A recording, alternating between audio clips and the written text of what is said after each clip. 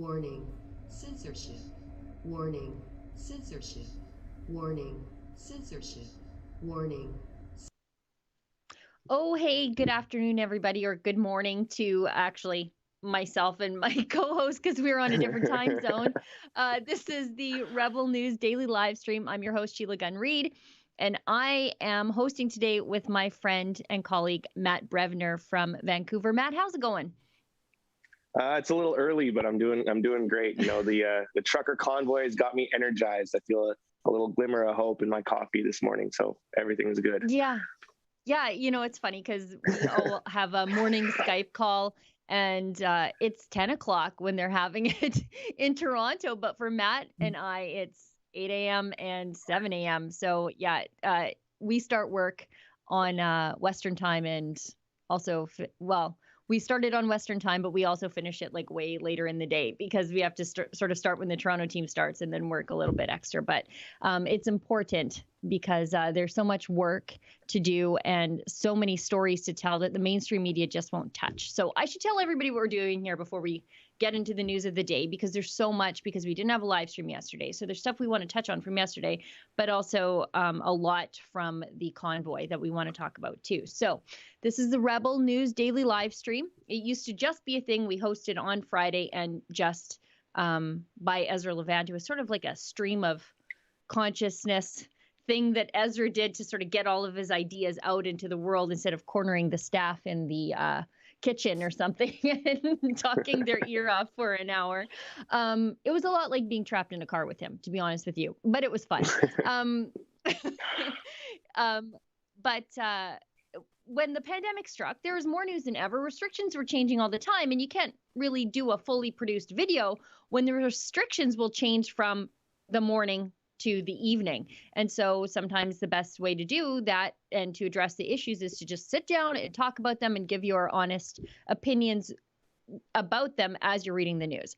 So we used to just host this thing on YouTube, but then Biden got elected and YouTube didn't have to pretend to be a free speech platform anymore. The mask sort of slipped and they censored conservatives, including ourselves. They completely demonetized us. But we are still broadcasting there because there are nearly 1.6 million YouTube subscribers, and we don't want to abandon you. But there are some things we cannot talk about on YouTube. So there will come a time in the show where we will cut our YouTube feed. We don't want to say goodbye to our YouTube viewers. We want to tell you to join us on the other 3 platforms upon which we're broadcasting simultaneously. And those are Rumble, Super U, and Odyssey. And all of those allow you to support us in different ways. Odyssey has hyper chats, which you can give some of their cryptocurrency or regular old fiat currency. Rumble has a Rumble Rant feature. And a Super U is debuting something new. It's called a Super U Shout. Now, a Super U Shout, you could just sort of talk back and forth before, but now you can use the Super U Shout function to pitch in a little cash to us to keep the lights on, because we'll never take a penny from Justin Trudeau, unlike the mainstream media. And if you pitch in a little bit of money that way, we'll read your question, query, comment, story idea on air, and myself or Matt will do our best to address whatever it is that you want us to talk about. So I think that's all the nuts and bolts and moving parts that we need to get out of the way. Let's start off with something that broke this morning. Mr. Producer, can you bring it up? Justin Trudeau has found a reason to go back into hiding at Rideau Cottage. Just on time, it seems. Just on time. Ain't that convenient. So this is his tweet from this morning. I'm going to put my glasses on so I can actually see what vapid thing Justin Trudeau is saying. It says, last night I learned I have been exposed to COVID-19. Hang on for a second here. Triple vax. So vaxxed, boosted. My rapid test result was negative. Okay, great. Carry on your day. Like, what are you doing? Yeah, you're negative. Okay, off you go. Back to work or not. Sometimes it's a little better that he's not working. He said he's following Ottawa health rules and isolating for 5 days. Why? You're negative. I feel fine and will be working from home. Stay safe, everyone, and please get vaccinated. Matt, what do you think this is all about? Well, I think that's the worst sales pitch to get vaccinated I've ever heard in my entire life. Triple vaccinated and you still have to isolate. Yeah, that sounds like a great idea. But I mean, come on, guys. Like, if you really think that he's not trying to dodge, the political heat that's coming down the highway for him right now, you have to be like living in a very, very thick bubble. Like, it's very obvious what's happening right now. I'm surprised that his colleagues are letting him get away with it.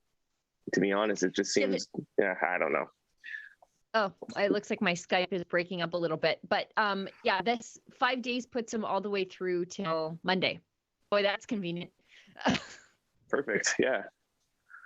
Yeah. And there doesn't seem to be any blowback, which is interesting. Mr. Producer, maybe you could bring up my former colleague, Ian Bexty, K1, on his Twitter account. He actually pulled up the Ontario Public Health Guidelines, and maybe we could see if Justin Trudeau is actually following those. My Skype is awful right now.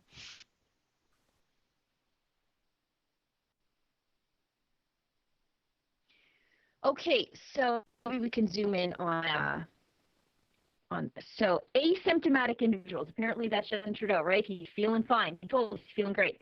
Fully vaccinated, which he is, and boosted, or previously positive individuals who are asymptomatic with high-risk exposures are not required to self-isolate at home or in the community. These individuals should still be tested. Great. Yep, done. But do not need to self-isolate while awaiting test results. So not only do they not have to self-isolate at home for 5 days, they don't even have to self-isolate for the time in which they're waiting for their test results to come back. So Justin Trudeau is going over and above to hide from the truckers. Yeah, I mean, that seems pretty obvious. I had a feeling that the restrictions were that. So when I read this morning and it said that he was isolating because he had exposure, I'm like, is this 2020? Like, what's going on right now? I thought the rules have changed a bit. But yeah, I mean, the joke's up. This isn't even funny anymore. Like, I'm just perpetually disappointed by this administration, and I mean that far beyond like just what you would expect news commentary and punditry to be. I mean, deep in my spirit, I am troubled and concerned about the state of our country and the constant faux pas, the constant corruption, the constant lies, and it's, I don't know, the buck's got to stop here, I would hope. You know what, Mr. Producer, do you want to hang up on me and call me back? Because my Skype feed is very annoying to me, and I can only imagine that it's much, much worse for our viewer and probably Matt too. Perfect. Matt, take it away. Okay, so Sheila's stepping away into the ether for a second, looking like a Minecraft episode, but she'll be back. So yeah, I mean, if you guys are available, or how do you feel? I mean, to me, it seems like this is pretty obvious that this is just a bait and switch by Trudeau. It doesn't even really seem like a creative one. We might catch him in Tofino surfing or anything else, but there needs to be answers and there needs to be accountability for the way that the Liberal government has been running our country, the unlawful mandates, et cetera, et cetera. And I really hope that, I would like to see someone there to meet these truckers from the left, to actually hear the opinions, encourage open discourse in our country, because that's what, the left claims to be all about, is love and peace and inclusivity. But we all know that is not the case. So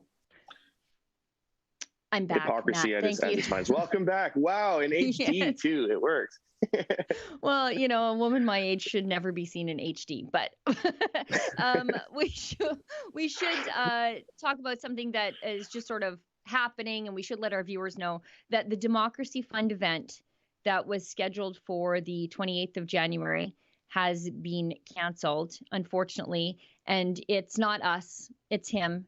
He's got, it was an event with Dr. Julie Ponesse and Robert F. Kennedy Jr., and it sounds like he had to withdraw from the event for personal reasons. Not that he doesn't like us, but that he just, we're always kind of apprehensive when people don't want to do things with us. We're always a little bit defensive, but that's not it at all. He just has a couple of conflicts and he cannot join us. So just to let everybody know, and we did send an email out to everybody who had already bought in tickets to bought tickets to attend in person. We've already sent an email out, so to deal with the scheduling there. So just apologies, but it's not us, it's him. We look forward to that rescheduling. For those of you who aren't familiar with Robert Kennedy, he's been an advocate for children, at-risk youth, pertaining to certain social climates that we're living through right now. That's YouTube safe, I can say that. But he's very outspoken, he's fearless, he's educated, he's well respected in his circles, and it would be an honor to have him be a part of what we're doing. So we look forward to that day. Hopefully we can reschedule. You know what? And what I really love about this is I think Robert F. Kennedy Jr. and I would disagree on probably 50% of the things. But he's still willing to talk to us about this very important issue. He's one of those guys who will reach across the aisle, talk to conservatives, because we are able to unite on this issue of, coercion, I guess, is the YouTube safe way of saying that. I think I would probably disagree with Mr. Kennedy on just about every single environmental issue in the book. But on this important civil liberties issue, we can agree, and he will sit down and talk to us. And that's what's missing in society today. That's literally what's missing in Ottawa. That's literally what's isolating right now for the next 5 days in practice. Till Monday. Till Monday. I do think, though, that Mr. Kennedy's father and uncle would have more in common with the broad conservative tent of 2022 than the left. I think there's a very big difference between classic American liberalism and contemporary leftism. I think that's a far leap. I would argue that contemporary leftism has more in common with the far right of the 30s and 40s in Europe, personally. Infringement upon personal freedoms, groupthink, etc. But yeah, it's nice to see people band together, even despite their differences, and have conversation, talk through the good ideas, talk through the bad ideas. And even looking at this trucker convoy, it's like an all-star lineup of like who's who throwing their name in behind, we got to really band together and put an end to this thing. So it's feel good stuff. How can you not feel good looking at what's happening right now in the movement? I think it's awesome.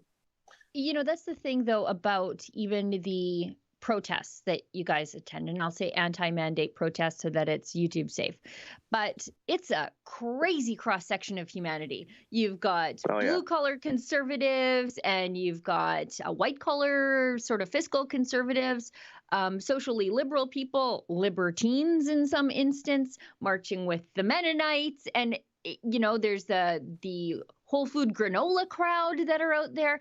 It's everybody. And they're all united in this common cause against coercion and just being able to choose their own way forward with regard to their health. And it's a shame that there's not really a politician or a political movement out there who says, see that parade? It's marching. I'm going to be the guy who jumps in front of it and leads it. Everyone's sort of stepped away. Yeah, it's... we have this preconceived notion or understanding that politicians actually think and react, when in reality, contemporarily, they just react to polls. They just follow polls, so they don't, I don't think there's any sort of sense of like morality or instinct that goes into a lot of these decisions. However, with that being said, it's been nice to see people like Polyev and Leslyn Lewis step out now and be more vocal. Polyev especially, I wish that he had this type of energy 3 months ago during the election when it could have actually mattered. But now we're, not to say it doesn't matter, but we're stuck with at least another 3 years of this government. And, the Liberals and the NDP just rubber stamping anything that the Liberals want, because they're basically the same party. The NDP is basically just the fringe party of the Liberals. So it's unfortunate. It's great that he's doing something now. But it's almost like now when it's not as consequential, it's more convenient to speak out. So I would like to see more politicians, putting their neck out. We can't leave it all up to like the Maxime Berniers and the Derek Sloans of the world to get things done, unfortunately. Yeah, I think some of them realize their own hypocrisy. Like, I think some of them are like, how can I get behind this trucker anti-mandate thing when I kept my mouth shut while mandates were being imposed in conservative provinces all across the board, and I never said a word. And now it does look politically opportunistic to all of a sudden jump on the anti-mandate bandwagon because these are Trudeau's mandates and not Doug Ford's or Jason Kenney's or Scott Moe's. Right. And globally, things are starting to change. Like, I mean, the more things start to change in the world, the more people are having access to platforms like ours, platforms like Joe Rogan's, and the truth is out there and it's not parsed by government officials, the harder it is to keep YouTube. up, you know, or YouTube, you know. But the man behind the Wizard of Oz is only powerful as long as they can't see him. It's like the, you know, the anecdote of like, hey, look, the emperor has no clothes. Well, it's pretty clear that Justin Trudeau has no clothes, and this whole thing is starting to lose its bite. Like the grip of fear is being lost on people. And once people aren't afraid, you can't control them anymore. You know, outside of this COVID issue, just any issue generally that seems to be contemporary politics is stoke fear and division, and then pull, like, you know, put out the story in the media, make people afraid, and campaign on that fear, and then the cycle just kind of continues and continues and continues. But and you're not even speculating there. No, you're not even speculating there. That was the elections strategy by Justin Trudeau. We've seen the documents. They called it a psychographic report about how people would respond to the constant fear mongering, and if that would be politically advantageous for the Liberals. The big problem with all of that is, look, if the Liberal War Room wants to do that with Liberal Party donor funds, that's great, but they used federal government resources to do this polling about how people were responding to the messaging of the last 20 months. Here it is, psychographic poll, guided Trudeau Liberals' divisive and hateful campaign against the unvaxxed in the 2021 federal election. So it was completely a strategy, but even worse, they used government resources to get this data, and then they turned it into an election strategy for the Liberals. It was gross. Well, that's literally an attack on the people, isn't it? Yeah. If they're using federal funding to stoke fear and then to, you know, divide us, and that's really ugly. It's going to be interesting to see how historians look back on this time in human history, and when all of these things come to light. I don't know. I'm excited to be on the other side of it, and it's good to know we're fighting for truth and we're on the right team. You know, especially like, sorry, this is a bit of a segue, but Brian Peckford on the Peterson show yesterday, and talking about the lawsuit that he's announcing, which is just so incredible because he's a former premier who is the last living author or person who contributed to the charter. And he's saying basically every Canadian government, especially the federal government right now, is in violation of the charter that he helped craft and write. So to say, for like the layman to say, I don't think that there's been government overreach, or I think the response to this has been fair or neutral or reasonable or justified. You have to be very arrogant to say that, because the guy who literally wrote the charter said it, saying otherwise. So that he's coming out of basically retirement in Parksville to sue the government. Like, this is crazy. I'm just blown away by it. It's unreal. And I've already seen people trying to write Peckford off as like a cantankerous old man in his golden years yelling at the clouds. And that he's sort of not as sharp as he is, but the man is sharp as a tack. And these same people are like, Joe Biden, look at him go. He's the smartest man, the brightest man who's ever run the United States. And I'm like, you want to talk about an old guy in cognitive decline? Watch a Biden press conference. But Peckford's a problem. Peckford's not with it. Give me a break. Yeah, it's unreal. I think we should get to the biggest story in the world right now. Again, this is being talked about on Joe Rogan. Donald Trump Jr. has been talking about it. It's the convoy. And I'm so proud of... Oh, yeah. Okay, perfect. You got the Joe Rogan clip? Let's play it. Your country's in revolt. Do you know about this? Well, show this video. Look at this video that I sent Jamie. This is huge. Look at my go forever. This is by Atchison outside of Edmonton, heading into Calgary, January 23rd. It's a giant convoy of trucks that's apparently some insane amount of people, like 50,000 trucks.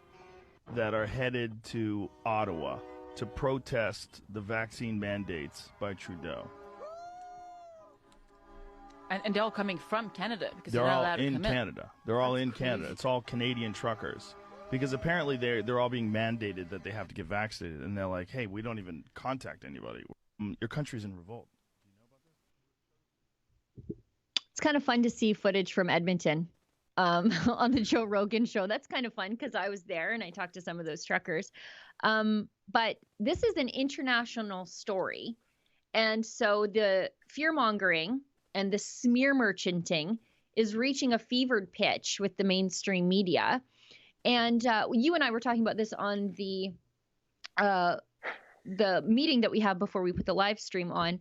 And for me, when you see the mainstream media sort of writing off the truck convoy as racist, xenophobic, neo-Nazis, violent agitators, white supremacists, it's clearly the work of someone who has never actually met a trucker. Especially in the West Right. here, the trucking industry is not those things. The trucking industry in BC and major parts of Alberta, it's a Sikh-run industry. It's a minority industry. There's Indigenous trucking companies, especially out of Fort McMurray. The trucking convoy is put together by a Métis woman. We've seen Hutterites lined up along the side of the road to show support. These are people who fled persecution in Europe to come to Canada to freedom. So in their end, they are apolitical and pacifist by their dictates of their faith. So when you see them out on the road saying, we support the truckers, not Trudeau, literally ladies holding a sign. Houston, we have a problem. This is one of my favorite pictures ever. I live just up the road from a Hutterite colony. So they were some of my favorite people during the Bill 6 protests here in Alberta. They were protesting the NDP because of their farm legislation law. So when you see the Hutterites come out, and when normally their faith tells them to remain pacifist and out of politics, Trudeau's got a problem. And you can tell that Trudeau has a real problem. Well, besides the fact that he's in hiding at this point, but through the media smearing of the truckers as these things that they are not. We saw Indigenous drummers come out to welcome the truckers as they rolled through town. This is one of the, I think, in my lifetime, one of the most united moments I think this country has ever been. It surpasses Western alienation, Quebec separatism, competition between, the West and the East. And it's the one thing, the one movement that has brought us all together after, as we just saw, the federal government and Justin Trudeau campaigned on dividing us. This is the thing that's bringing us all together. And you can tell that everybody's scared just in the mainstream media articles. Well, yeah, that's the thing. It's there's a measured response because this sort of language, although we're used to it 2 years into this thing and however many years into Trudeau's administration, we're used to rhetoric like this, but we have to understand not everybody sees through this rhetoric. They're painting the narrative that this event will potentially be violent, dangerous, like you said, racist undertones, et cetera, et cetera. So this creates two opportunities, right? This creates a platform for the very, very, very fringe, maybe one or two people, individuals, a part of this multi-million people movement to then have a megaphone to discredit the whole thing, which is what, the scared powers, the antiquated powers that be want. And this also stokes up fear in people that believe it. There's still, I was having a conversation with producer Efron last week about how he thinks in his estimates, and obviously this is anecdotal, but about 20% of the Canadian population will never recover from this psychologically. Yeah. Like the damage is done. People are gonna, even when I went to go get groceries last night and I saw more people double masked than masked. Even though Bonnie Henry has literally said on record, it doesn't work. It doesn't do anything, but the mental damage is already done. So there's a large segment of the population that is afraid that is buying into this stuff, that still trusts the institutions, that are thinking a group of neo-Nazis is on its way to Ottawa, preparing for some sort of insurrection or some sort of violent take, so like, what do we do with those people? What happens to those people? And what is like a tempered, reasonable response if you were convinced that there is a multi-million man march of Nazis going to overthrow your nation's capital right now? Like, what do you do with that? Yeah. So that's what I'm kind of concerned about, this sort of rhetoric, this violent rhetoric, because, I don't like to use the lefties language that words are violence, but this is almost bordering inciting a call to action. So in that context, I will use it that this is violent undertones. It's concerning, and there will be aftermath from that. I hope that people can kind of anticipate this and understand maybe what is being set up here, because if this is mismanaged, or if something, if this is just a perfect opportunity for some sort of terrible catastrophe to just derail all of it. Because, we've been following this for years. Well, you've been following this for years. I've been following you for years, and I've been working with the company for a year. And we talk a lot about government wants to censor. It's just tech censorship, overreach censorship. And the pandemic has highlighted an opportunity for governments to collaborate with the tech oligarchy to censor free voices. And, sliding into the narrative, the racist, xenophobic, et cetera, the buzzwords that they love to use, the trigger words that they've realized through pollsters actually make Canadians upset, and reactive. If they can label this all as that, this is a great opportunity, if something terrible happens, for the government to clamp down and really push through the spirit of C10 throughout our society. So I'm concerned about that. So I have like a reserved joy and hope about what's happening right now, but we've seen it time and time again in our society.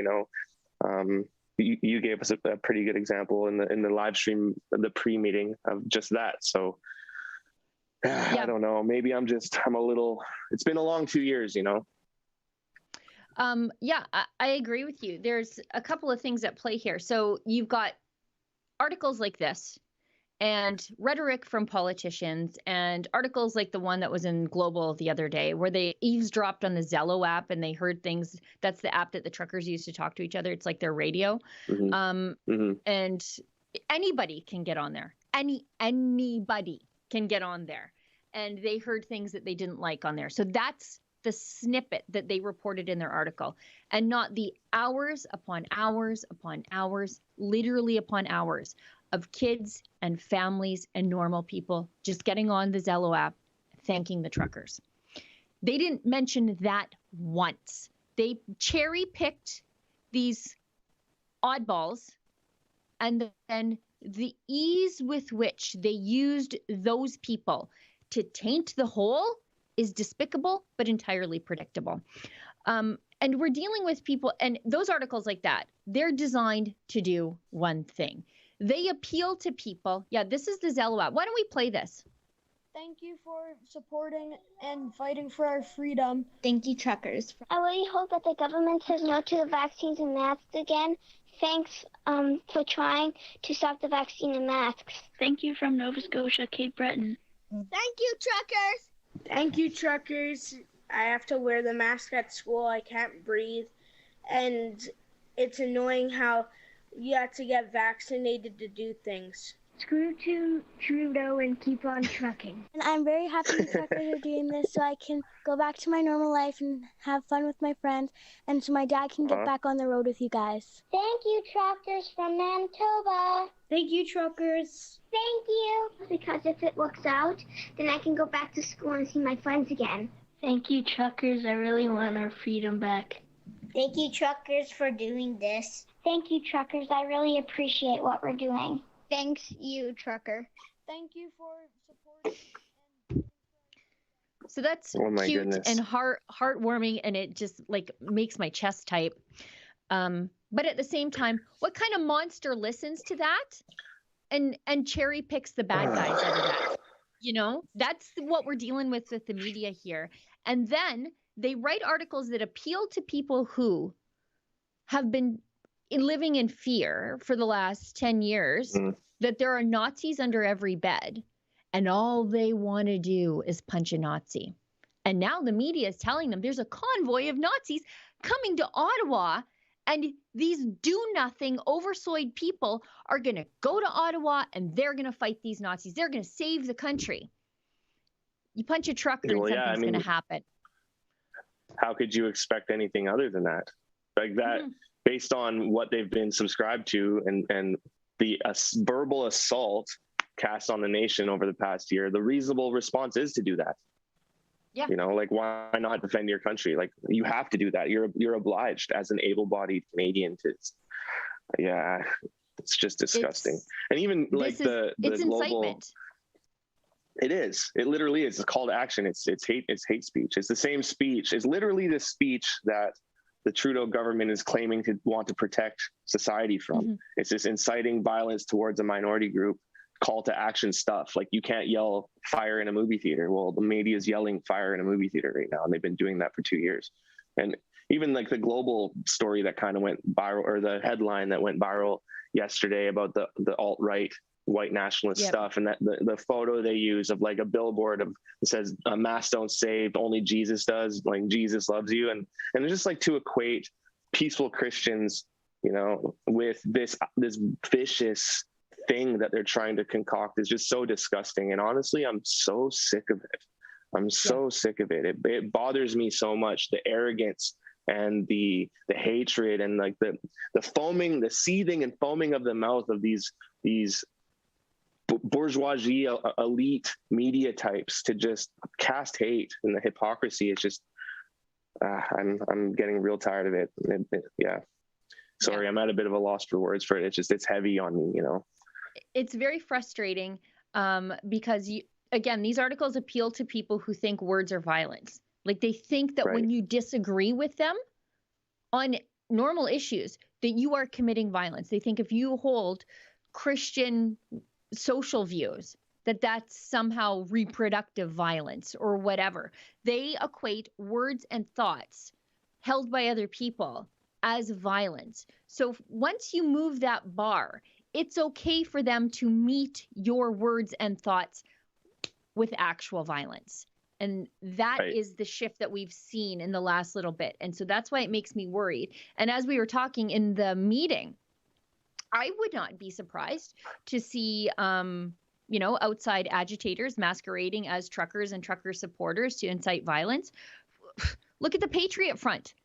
As I said in the live stream meeting, those guys are like the worst LARPer feds. There's no way that you get 50 or 75 pairs of matching cotton Dockers without a government procurement contract. It's just impossible. But look at these guys. Like, give me a break.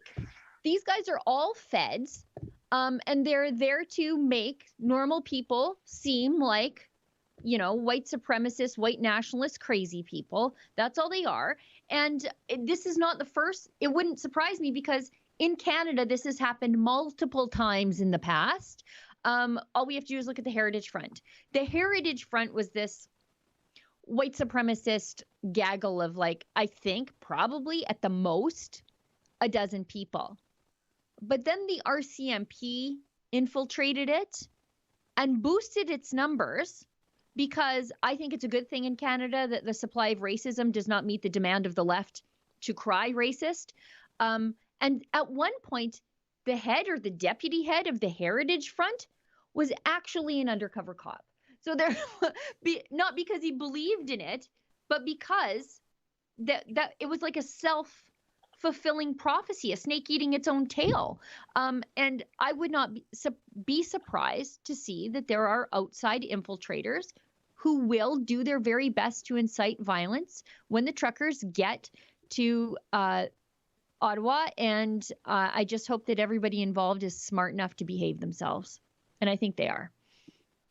Yeah, I hope so too, because I mean, as you said, when we opened this segment, it's an international news story. So even outside of, fake wannabe Antifa soy boys or whatever else, or even controlled opposition within this protest, there could be international interest for this to go one way or another. Like, we've already seen on record over the last few days that, that clip that went viral of Klaus Schwab basically praising then future Prime Minister Justin Trudeau and saying he's on the World Economic Forum plan, so it's not it's not even conspiracy theory or unheard of for George Soros to hire a few protesters and leave some pallets of bricks laying around. So there's a lot of money obviously riding on this COVID narrative right now, this pandemic narrative. And this is literally like, we're talking billions and billions of dollars. And there's a lot of powerful men and women that do not want this to stop or to go away.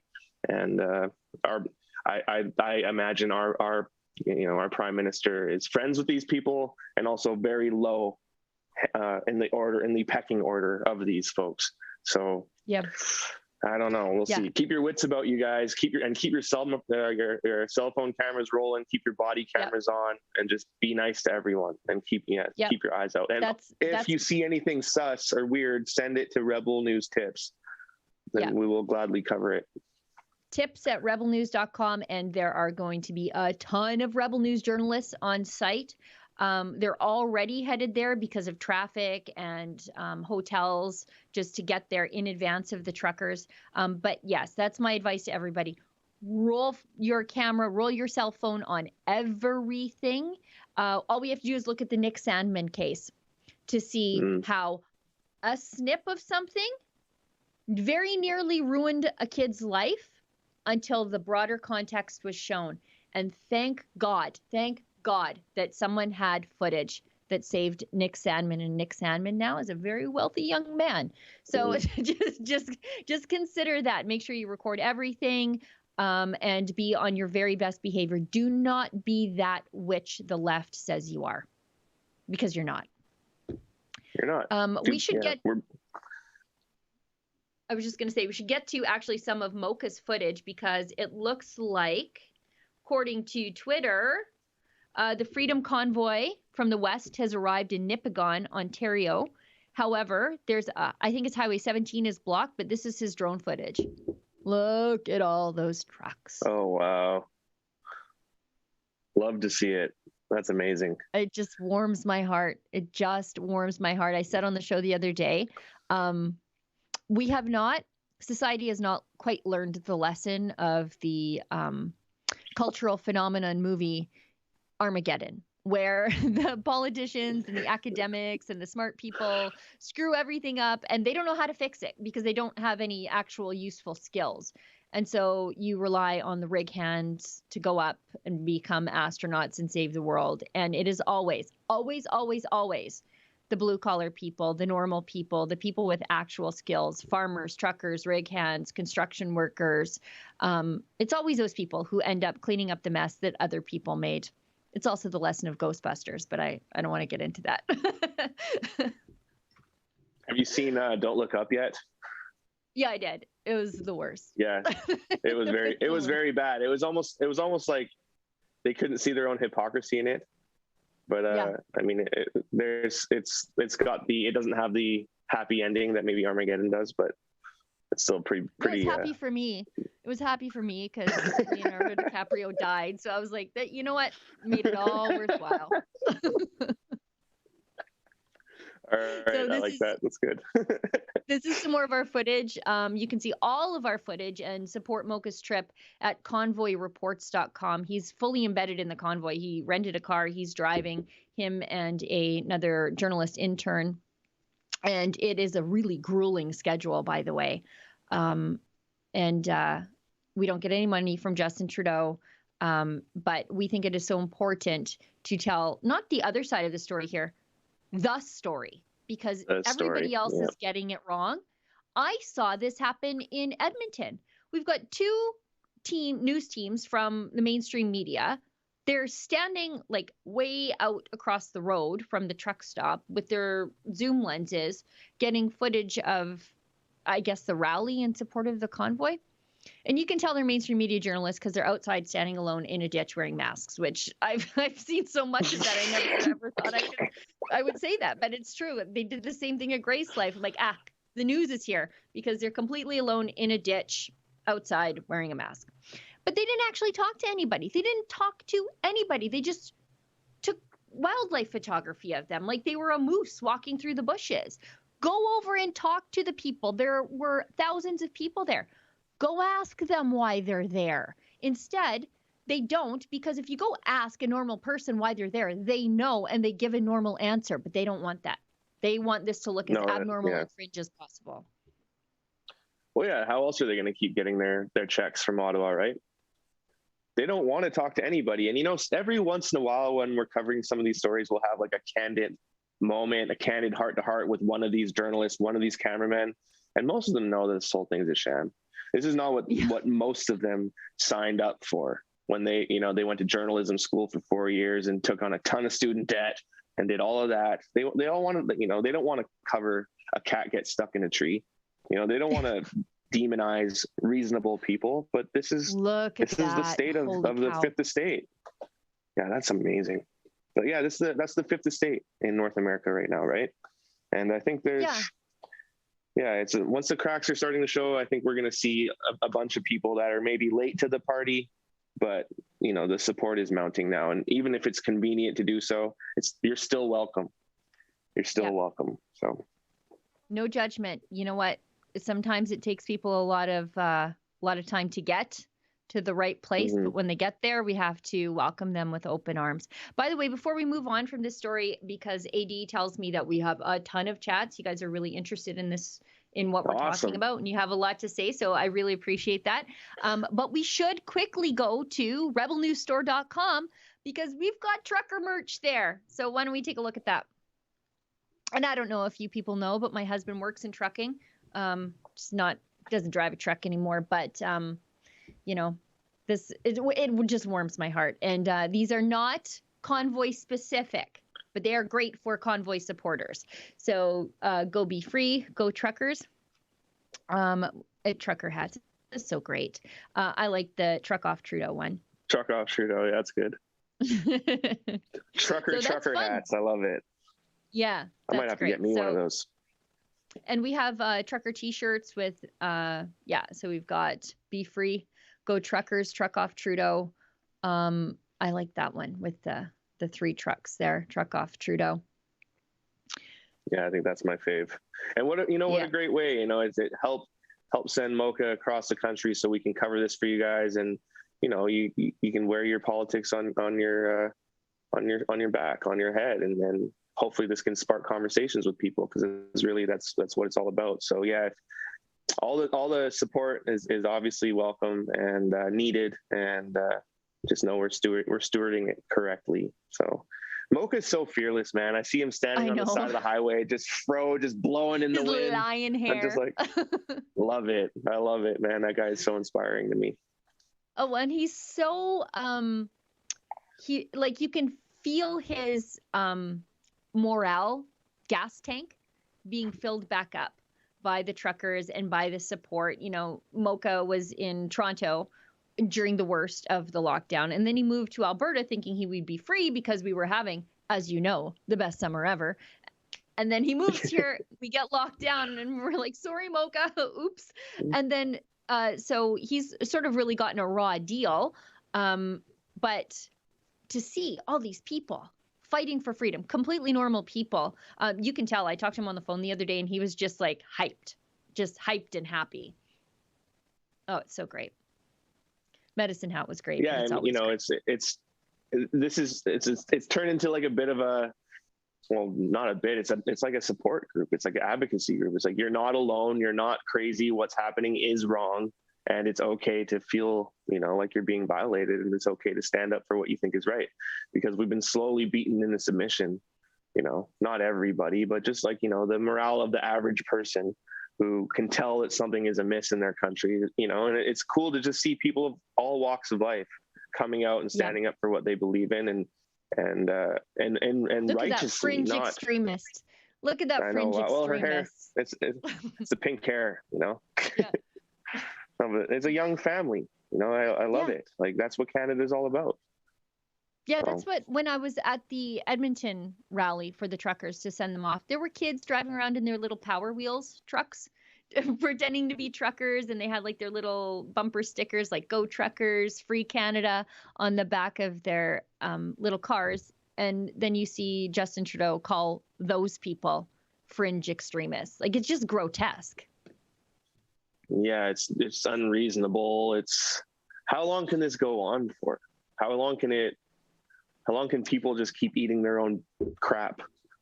You know, it's like your breath must be unbearably stinky at this point. You're just eating your own crap over and over and over again. I'm sorry for the graphic, but it's true. The cognitive dissonance is just, it's supreme. It's really a psyop or something. I don't know. I think it goes on. Go ahead. No, I was going to say, I think it goes on to answer your question for as long as it takes for the Conservatives to replace their leader. Because I think that is ultimately the problem here is what's the option? What's the other option? You know, it's interesting you say that, because there's got to be, and we cover this sort of stuff all the time, and this is just my opinion. I'm not saying this on any basis, so disclaimer, please don't flame me in the comments, but there's got to be something weird going on with the Conservative Party. And I mean specifically because if you look at, for example, Andrew Scheer now, being an advocate for the truckers and being so vocal about it and not afraid of where blowback. Was that guy? Yeah, where was he, right? Where was he? And even Harper. I would vote for that guy too. And I you know, and even Harper, when he came out in the beginning of the pandemic during the CERB, when that was starting to be issued out and inflation started to go, and he was very vocal. He did an international press run basically saying Canada's economy is in shambles, irreparable. Where was that language? You know, so what's going on with our Conservative Party? And then you have like Poilievre, for example, who kind of got pat on the head and knocked down, dropped out of the race, the leadership race quietly. This is a clip of Poilievre talking about the extremist group. We should play this. This is pretty good. Yeah.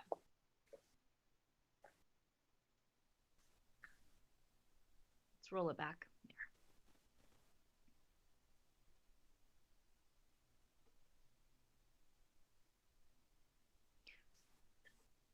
No, we're having some audio troubles, but yeah, I don't understand really. It seems like as soon as there's no longer a fever pitch culturally, there's as soon as the pressure's off, these conservative men are standing up like true conservative men and speaking their minds, not afraid of offending anybody or what the consequence. Like they all seem to be like, austerity, yes, austerity, which is a conservative message. And you know what I mean? It's so bizarre. And like wet noodle O'Toole, nothing. And but he's just following the precedent that's been set by the party over the past, you know, however many years. So I don't understand. Yeah, they seem to be speaking like someone of moral conviction and ethical courage. They speak out when there is a personal cost even to them for saying what they say.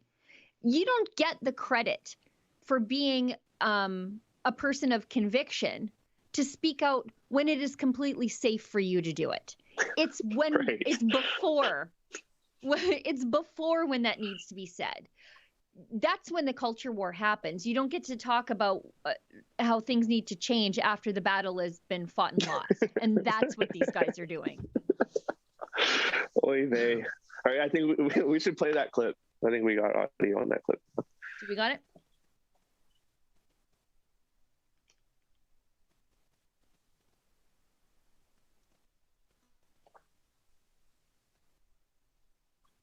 We don't got it. So I suggest you guys check that out. But essentially, he's talking about.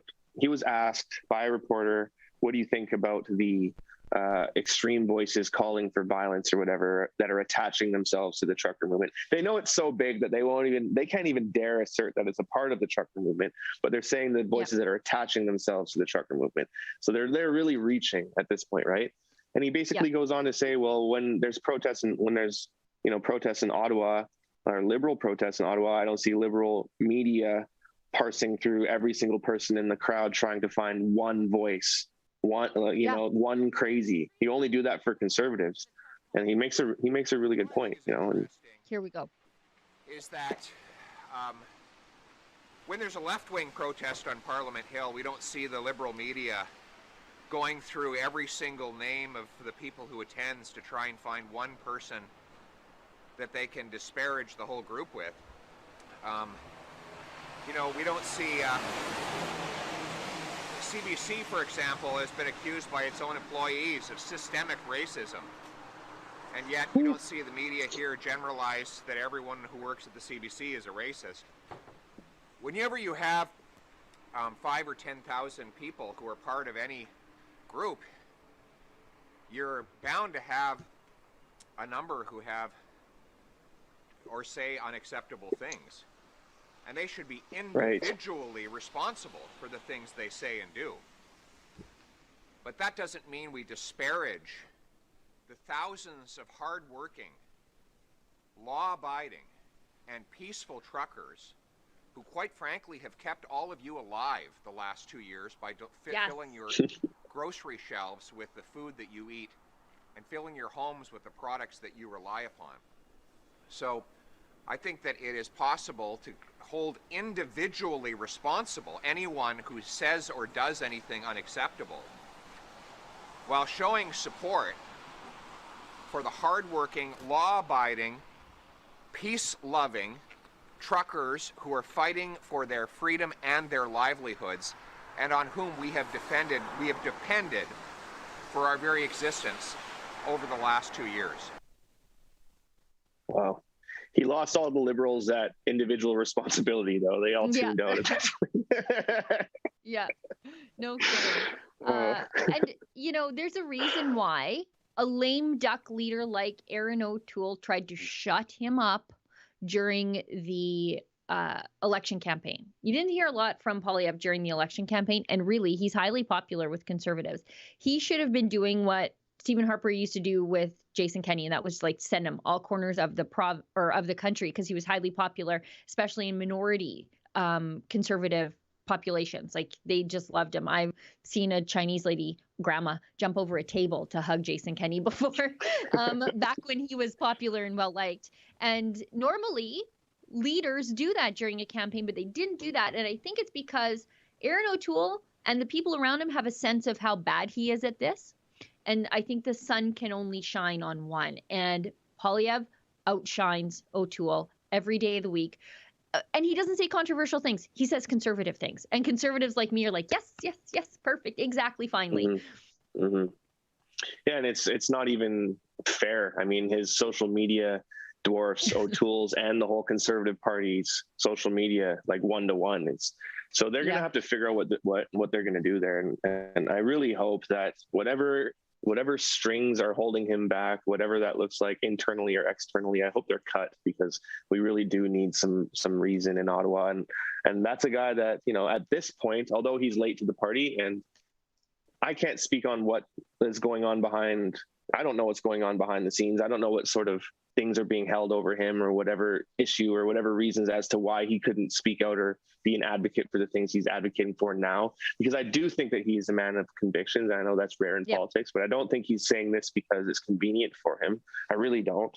Although it's benefiting him, I don't think it's convenient. But we could use that sort of energy and that reason in Ottawa to get the country back on track. And, you know, tentatively, I would support that, you know. Yeah. We'll see what's left by the time. One thing I like about Poilievre is he will call out the media for their garbage all the time. This isn't the first time he's done it. He's done it in the past repeatedly, and they need that. They need a little bit of that. Let's get people to some don't of these chats understand because... the reason why. Yeah, sorry. People don't understand like the reason. One of the major reasons why Trump was so popular is because he shot off the cuff. He called out the media for what it was, and he didn't bend to that. And whether you think he was being truthful or not, he came across it as raw and honest and unfiltered. And I think that's another reason why, like you said, why Poilievre is so popular, because he calls it like it is, and he won't kowtow to the media, which I think is amazing. So we do have a lot of chats here. So this is great. Wow. Okay, I'll start, and then maybe you can finish. We've got Looney Yukon gives us a buck, says truck Fudo. Again, if you want any of that truck off Trudeau merch, it's at rebelnewsstore.com. I probably need 30 of those shirts for my husband to take to his cruise. Put that one on the shirt for me. Yeah. I'll take that one. GT3 gives us $15. I don't see a chat, but that's awesome. CP90, another $15. Again, no chat. G Mike 3 gives us $46. That's great. Oh my Thank goodness! You so wow. much. Thank you. Yana Steckley, I think, 12, gives us $17. That's awesome. And again, no chat, but that's wonderful. Thank you so much. This is great. We haven't had a roll like that since the Super Chat days. That's wonderful. Nick 3CA gives us $1. Freedom rallies are on at Hamilton, Ontario City Hall today at 3 p.m. during rush hour, 2 p.m. Saturday and 12 p.m. Sunday. Everyone, including trucker supporters, are welcome. Great. H. Pierce 888 gives us $10. Everyone stand with the truckers. Delete and throw out your vaccine passport. Never use any form of Vax Pass again. January 29th, we will stand united together. Delete the Vax Pass. You know, there are a lot of people out there who are double vaccinated, but who also refuse to produce proof of vaccination because they've made a medical choice for themselves. That's none of our business, but they refuse to be a cog in the machinery of the segregation system, because once you participate in it, you are the reason it stays together. So good for those people. Conscientious objectors. Mick 3CA, $1. Congratulations, truckers, for making the mainstream media notice you and making Trudeau, according to a morning tweet, suddenly hide in his fancy house for 5 days due to COVID, aka truckers. Yeah, the truckers are the real pandemic coming to Ottawa. Matt, do you want to take over? Sure. Canadian Aussie gave us $1. Trudeau says that he has been exposed to COVID and his COVID test came back negative. His IQ test also came back as negative. Bazinga! That was pretty good. I like that. Thank you. History Club World. Rebel should start a division to produce and distribute music. Maybe it's best Trudeau is off in the cottage. Then he can't be attacked or find some way to villainize them anymore. Thought about what is going on in Ukraine. Think Russia will redo their 1933 plan if they take over. It's a lot to unpack in that. I would not be opposed to a rebel music division. Maybe, you know, the advanced issue was the More of Us video, and you guys loved it so much, which has been so amazing. So yeah, I would love to work with the company on that. So the more you ask for it, the more likely it will happen. I'm not educated enough to speak on Communist Russia, though, to be honest. I'm gonna leave that to you, Sheila. Okay. You know, I've gotten a little bit of hate mail about my position on Russia. I'm not anti-Russian people. I'm pro-sovereignty of nations, in that I am pro-Hong Kong, pro-Taiwan, pro-Israel, and pro-Ukraine. And I have a unique perspective on this because where I live in the country, our kids can take Ukrainian immersion because there are so many Ukrainians who fled Soviet rule and the nationalization of their farms, and, you know, the kulaks came here. And there are so many churches, like this is Canada's Bible Belt. And the reason for that is that when the Ukrainians came here, first they built a sod house upon which to live. But then the first like wood timber frame building that they would build was a church, because it was so important to be able to practice their faith without the meddling of the state, the Soviet state. So, and many of those churches remain. The Onion Dome Greek Catholic churches are everywhere. And so I have a unique perspective about what Ukrainian culture experienced during Soviet rule. For example, when Ukraine gained independence, our Ukrainian dancers went there to teach them their own culture. So, and their own cultural dances, because they had been lost and suppressed under Soviet rule. So I dislike the idea of Russian expansion. And I think pressure should be put on Germany to decouple from Russia, because Germany's Russia's largest buyer of natural gas, and they use that natural gas wealth and natural gas resources to sort of manipulate most of Europe into doing whatever they want. So people don't like that I'm kind of pro-Ukrainian sovereignty. That being said, I'm anti-war. I don't want to see, I don't want to see American troops go fight and die on foreign soil in an endless war again either. So it's a very complicated thing happening over there.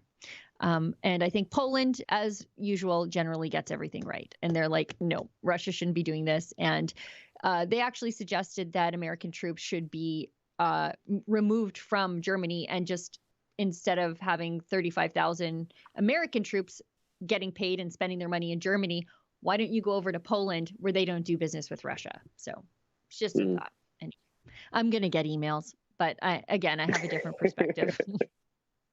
But I hope I made at least my reasoning clear. There were a lot of people with Russian last names yelling at me in my emails last time I brought this up. So anyways, we can agree to disagree. This is a free country for now. We've got a buck from Aqua Skies 3636. Coward of the Cottage looks bonkers right now. Just right now? Just right now? I don't know. You're late. Yeah. Just now, I don't know. Flame 2323, $10. Trudeau has the new variant, Convoy 22. Yeah. That's excellent. By the way, did you see that news article where they're like, oh, the next variant? Oh, I think we're still on YouTube, so maybe I can't talk about this. But they were like, the next variant is going to be super contagious and really, really bad. And I'm like, I'm not sure if that's quite how viruses work, but that great job fear-mongering and scaring everybody again, since Omicron didn't quite do that. If you read the language that they use specifically, they're like, although we're hopeful and we're anticipating that this is what's going to happen, we cannot guarantee it. So in the meantime, they're suggesting that you abide by and whatever else. So, I mean, yes, technically they're right, but that also just makes the whole article a bit of a nothing burger. So isn't it weird how this stuff always comes out when countries around the world are starting to lift restrictions, like Britain and I forget the other Scandinavian country that is like, yeah, we don't need restrictions anymore. They're like, you know what? Let's put some more fear. Denmark, thank you. Let's scare them again.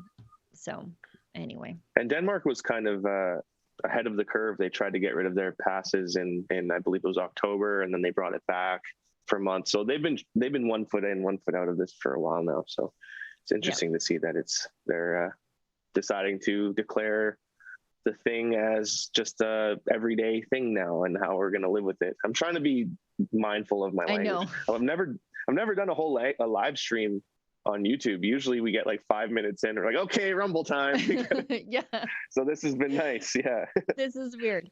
Bill CF7 gives us a buck. You wait, next week Trudeau will call in the armed forces to displace the truckers.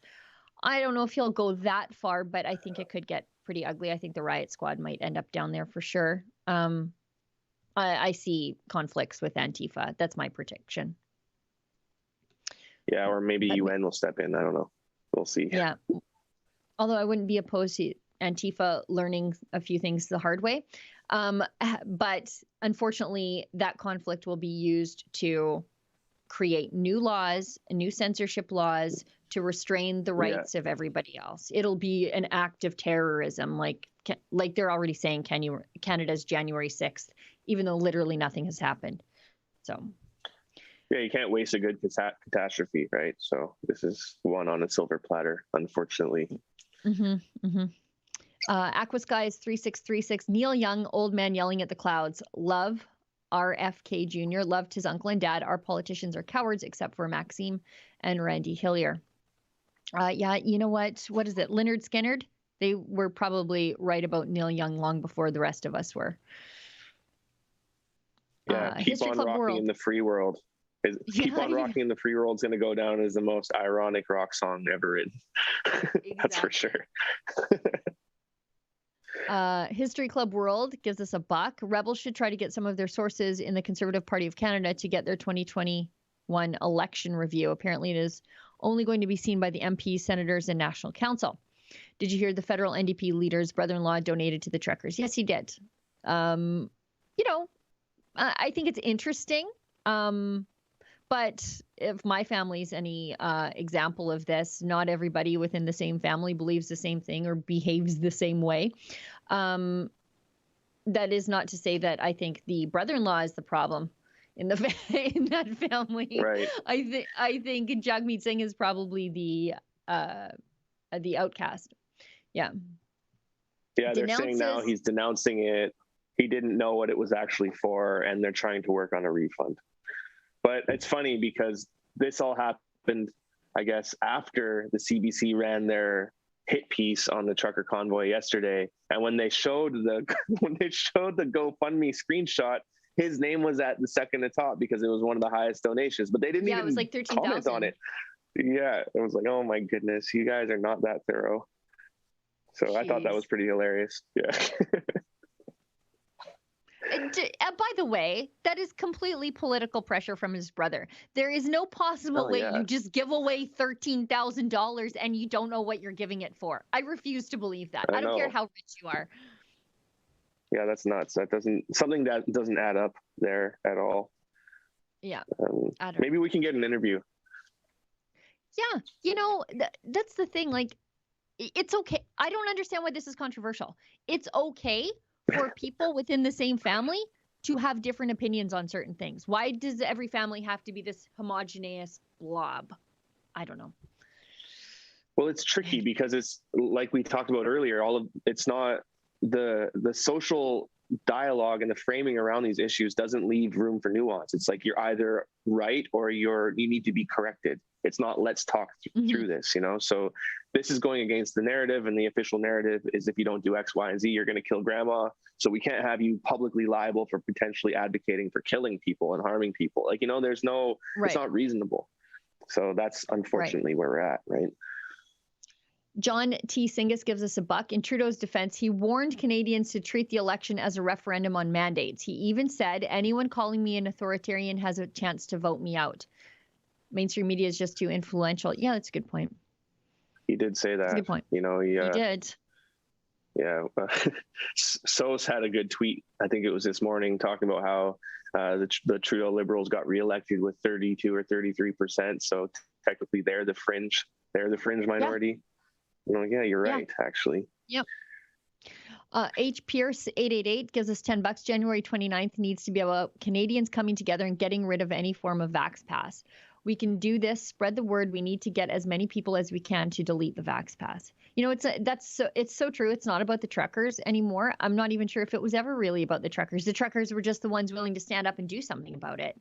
But I think this is about everybody. This is about 22 months of 2 weeks to flatten the curve, and people have had enough. And these guys are the only ones doing something. Yeah, and Godspeed to them and bless them for it. And they're saying that they're not going to leave until all restrictions are lifted or until Trudeau resigns. So it could be a long standoff. I'm excited though. Me too. Me too. Becca Henderson gives us $1. What's the website to send voice messages to the truckers? I want to encourage them. How do I do that? It's Zello. And it's like a digital CB radio app. And you can pop in on there and send them some messages.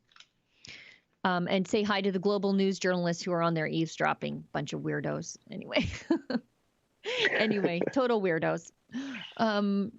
History Club World gives us $1. According to a study, about 1/3 of Canadian students do not fully believe the severity of the Holocaust, which is super concerning. It was an event that killed 6 million people. Also makes you wonder if they know about the Holodomor or China or any other genocides in the past. It's my kids learn about Holodomor because I live in the most Ukrainian part of Canada. But I guarantee you they're not being taught about the atrocities of China's past or of their current state of affairs. I guarantee you that. It's just not something they talk about. But then it's not incumbent on teachers to teach your kids everything. They are not going to teach them things. We know that. So this is incumbent on us as parents to first ask what your kids are learning at school, because some of that stuff they need to unlearn like right away as they walk in the door. And secondarily, if there's something that needs to be missed, parents are the first educators and the best educators. And up until the last 100 years, it was the church and parents who did the educating. And never forget that. You as parents are perfectly capable of teaching your kids the things that the school is not. So do it.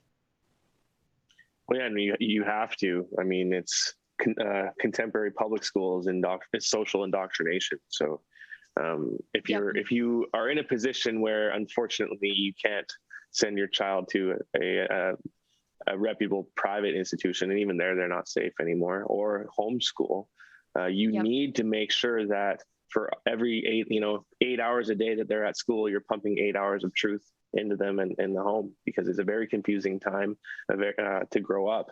in Canada as a young kid, like for a range of issues, you know. I don't even know if we can talk about them on YouTube, so I won't, but I think you all out there know what I'm alluding to. So yeah, it's very important. Yep.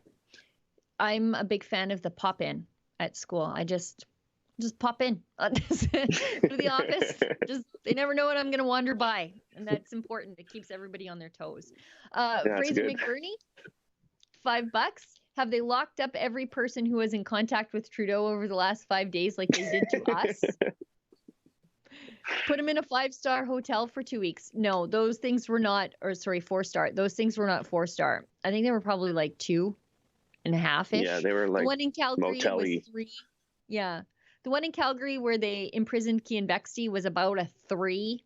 And it was funny because when you go online to check to see, like, the 3rd floor of the hotel was COVID jail, but floors 1, 2, and 4 were just for regular people.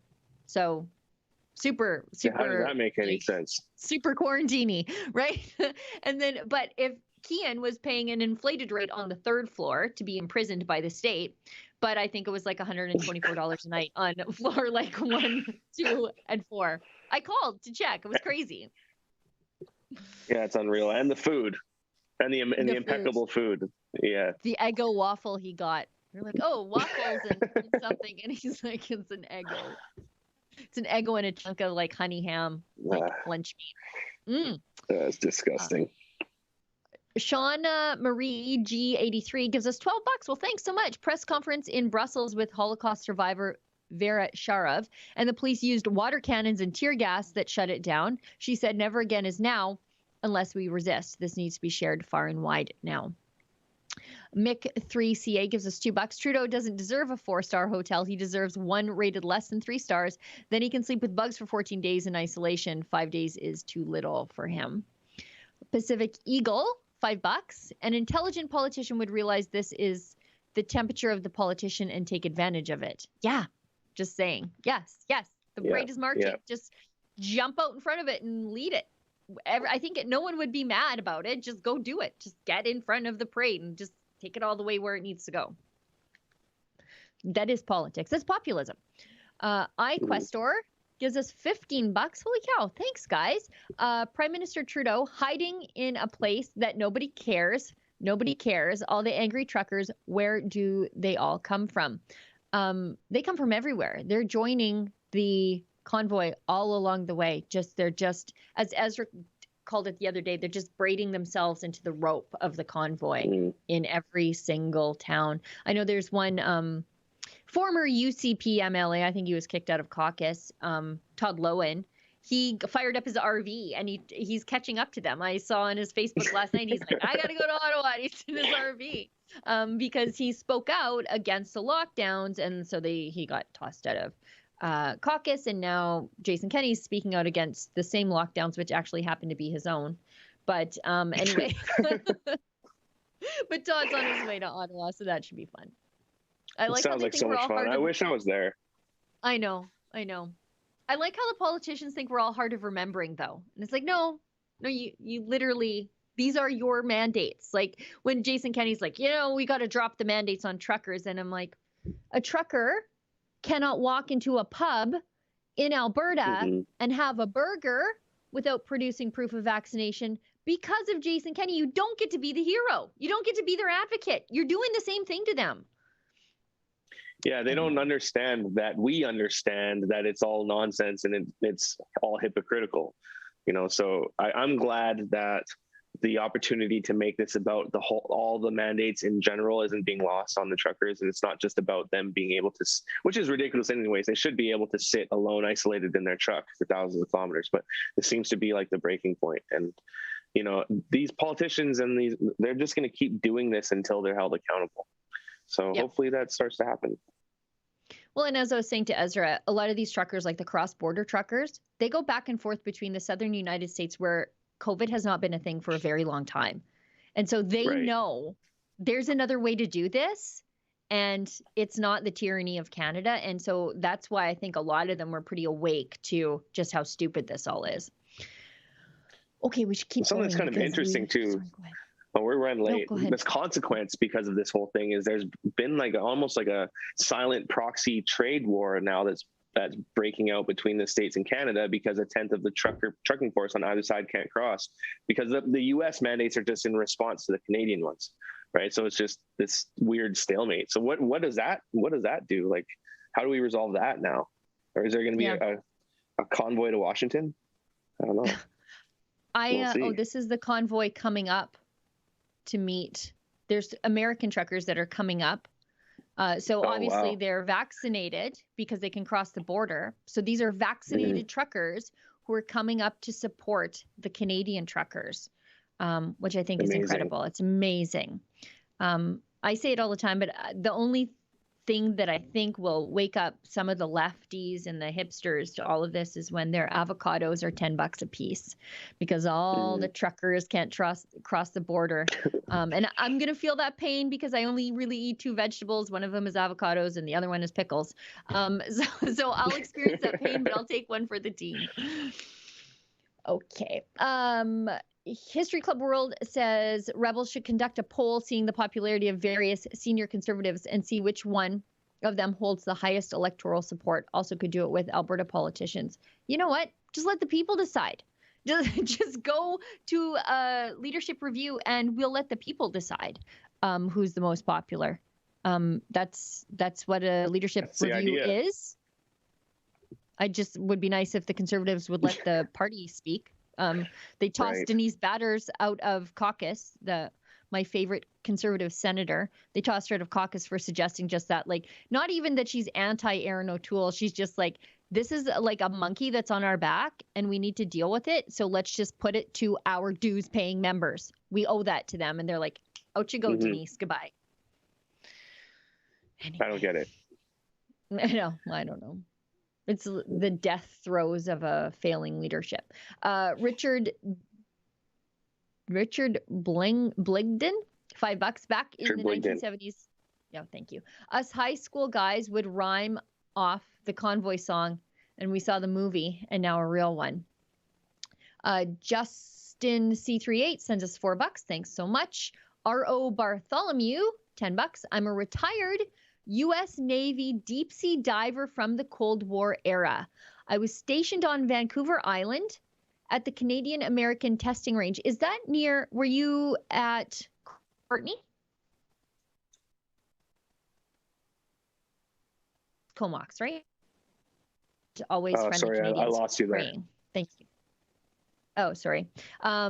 He said he was stationed at Vancouver Island at the Canadian American Testing Range. I love Canada and always friendly Canadians. I wonder if he was at Comox there. I think that's where they were stationed. Oh, yeah, probably. Yeah, that's awesome.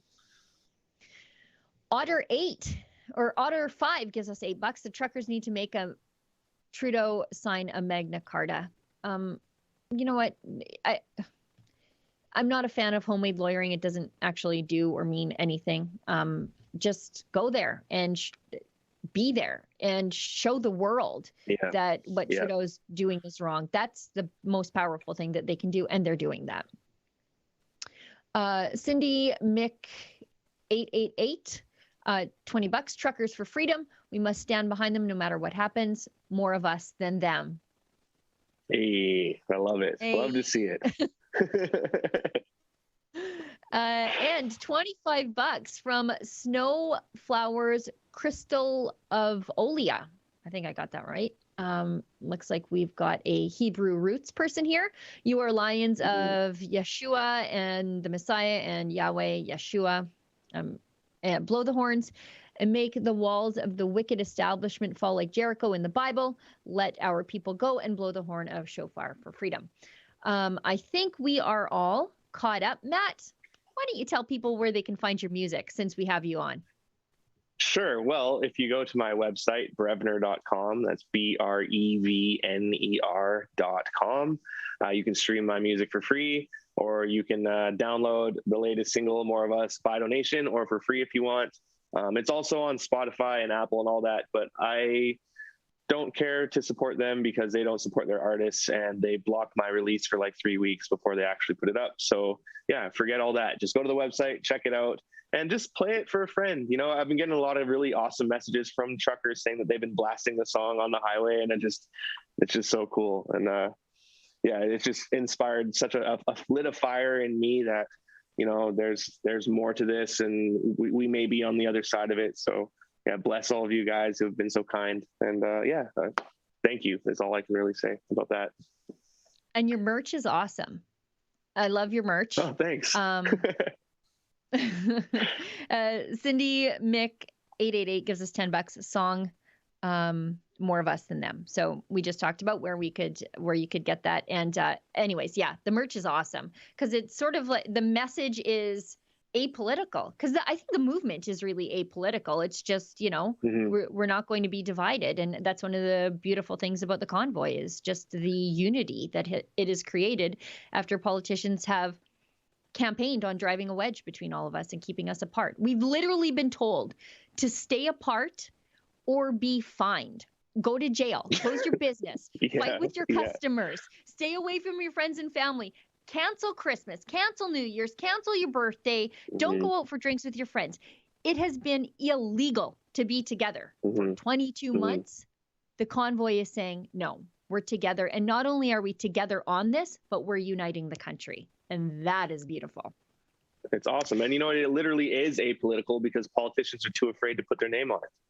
So it is actually 100% apolitical. So how can you not feel good about that, right? Yeah, it's great. We are way past time. I'm sure AD is needed on something else. I know that if I open this computer screen, there's going to be everybody from the company needing Sheila to look at something. So I know I have to get to that. Matt, I want to thank you so much for a very fun show. This last little bit just flew by. Aw. That was awesome. Thanks, I had a great time. That's great. Yeah, this last little bit just flew by. AD, thanks so much for your hard work in studio or wherever you are managing us from, because I know that we have a bit of a catastrophe in the studio there. Thanks so much for everybody for tuning in. Thank you to so many people who pitched in and threw a little money behind their thoughts on the live stream today. That was fantastic. I'm not sure when I will see you next. Probably, what's today? Thursday? Monday. I'll be back Monday. We have another show tomorrow at noon Eastern, 10 out here in Alberta in God's country, and 9 a.m. in BC. And as David Menzies always says, stay sane. Я наблюдаю в мире, кто что говорит по поводу ковида. Один, то ли американский, какой-то западный специалист заявил, слушайте, ну если омикрон такой легкий вирус, ну давайте переболеем все, и это будет вакцина для нас. Идеально, вот с моей точки зрения, идеальное предложение. Посоветую не париться. Я уже вам давно говорил с самого первого раза, наша болезнь здесь, в голове. Как только вы начинаете охать, ахать и бегать, черт знает куда, это беда. А для тебя так вообще не замечай этого. В твоем возрасте это ничто. Я хочу сказать вот этим всем жуликам международным, ну хватит уже. Уже нам вывернули эти карманы настолько, что там ничего не осталось. Уже раздели всех. Надо уже заканчивать эту пандемию. Они уже нас готовят, возовцы и прочее, что вот там к лету уже отменят пандемию. Ну надо уже отменять. Хватит уже, поиздевались над людьми.